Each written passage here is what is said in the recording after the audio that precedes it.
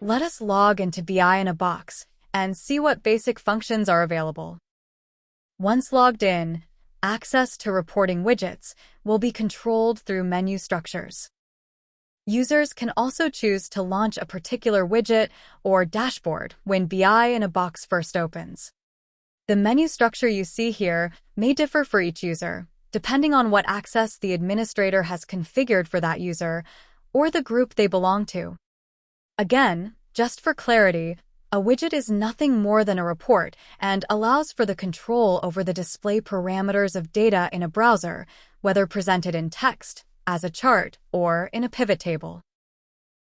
BI in a Box allows you to open multiple widgets at the same time. This then gives you the ability to switch between widgets while interrogating data. These widgets are directly viewing your Sage 200 data in real time. This ensures that the data displayed in the widget is always in sync with the Sage 200 business data. If you wish to refresh the data in the widget, simply click on the Reload button. The data is retrieved from the Sage 200 database and the widget is re-rendered. Each time a widget is opened, the first view presented is a summary view of the data. All widgets can export data into typical formats such as PDF, Excel, CSV, and more. Clicking on Charting Options allows you to select the type of chart that suits your data.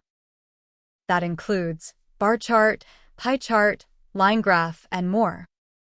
You can change other display settings, including the width, height, and orientation of your chart.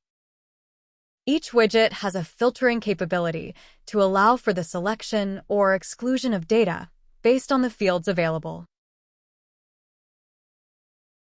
If a field is dragged into this column, the pivoting function is invoked. Wherever you see this icon, a graph is available for that data. Click on the icon to display the graph. By clicking on Chart Options, you are able to change how your chart renders. Let us change the chart type to a pie chart. This is more like what I'm looking for. Clicking on Detail in any widget will take you out of the summary view and display all the underlying data records. Here you can see, my data has grouping applied. Let us remove the grouping and see what renders. I now have the underlying raw data, potentially for exporting and then another use. Added functionality is that I can sort on any column where this icon is displayed.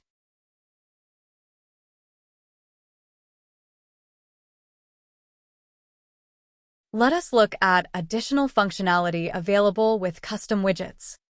The Stock Valuation widget gives you the criteria to limit the data you include for rendering.